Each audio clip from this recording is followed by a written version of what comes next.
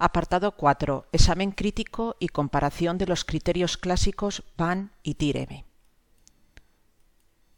Bueno, recordad que hemos visto en el apartado 3, en el apartado anterior, los criterios dinámicos o clásicos para valorar y seleccionar proyectos de inversión. Hemos visto un criterio que medía la liquidez, que es el payback descontado, y 3 criterios que medían la rentabilidad: el valor actualizado neto, la tasa interna de retorno y la tasa interna de retorno modificada.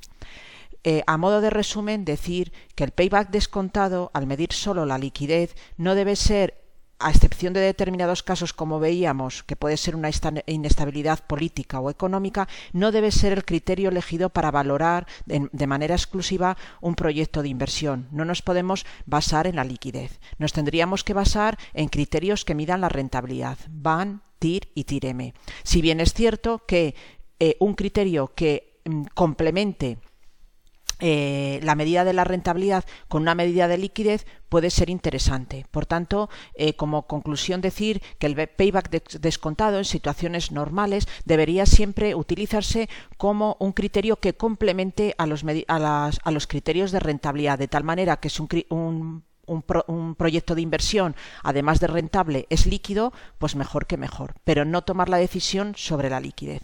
Bueno, basados ya en los 3 criterios de rentabilidad, que son VAN, TIR y TIR-M, vamos a comparar en este apartado 4 los criterios de VAN y TIR-M. ¿Por qué no comparamos la TIR? Porque ya hemos dicho en el apartado anterior que la TIR-M asume una nueva hipótesis de reinversión de los flujos netos de tesorería a lo que es el tipo de interés que rige el mercado financiero perfecto al coste del capital y que supera a la TIR. Por tanto, entre TIR y TIR-M, el mejor criterio es la TIR-M.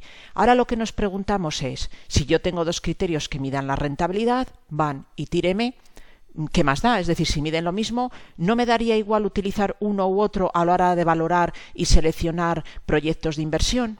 Bueno, la conclusión a la que se han llegado, lo que ha llegado la disciplina científica de las finanzas después de haber estudiado estos criterios, es que tanto VAN como TIR-M siempre nos van a llevar a la misma decisión de aceptación-rechazo, es decir, van a pasar igual por la etapa 3 del proceso de inversión. Si el VAN me dice que acepte el proyecto, la tasa interna de retorno modificada también me lo dice.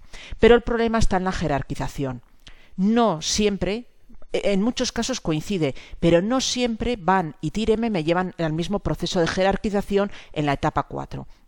Suponeros, si a mí valoro de acuerdo con el VAN y me dice que el mejor proyecto es el más rentable es el proyecto 2 y después viene el 1, a lo mejor puede suceder que de acuerdo con la TIR-M el mejor proyecto no sea el 2, sino sea el 1. Es decir, no coinciden en la jerarquización. Entonces, el problema que nos planteamos es ¿con qué elegimos? ¿De acuerdo? ¿Con qué deberíamos elegir ante un problema de no coincidencia en la jerarquización? Bueno, lo primero es, ¿qué es lo que utilizan los directores financieros en la realidad? Una cosa es lo que hacen las empresas y otra lo que deberían hacer. Bueno, como criterio general, en las empresas, cuando no coinciden ambos criterios, prefieren utilizar la TIR-M. ¿Por qué? Porque recordad que la TIR-M daba una medida de la rentabilidad en términos relativos, en tanto por ciento o en tanto por 1. Mientras que el VAN nos daba una medida de la rentabilidad en términos absolutos. Para las empresas o para los directores financieros prefieren el resultado en tanto por ciento, como es la TIR-M. ¿Por qué? Porque se ve más fácilmente su interpretación o su comparación con los tipos de interés que rigen el mercado. Es decir, cuando nosotros vamos a invertir a los mercados financieros, siempre nos hablan de la rentabilidad que nos va a dar un producto financiero en tanto por ciento.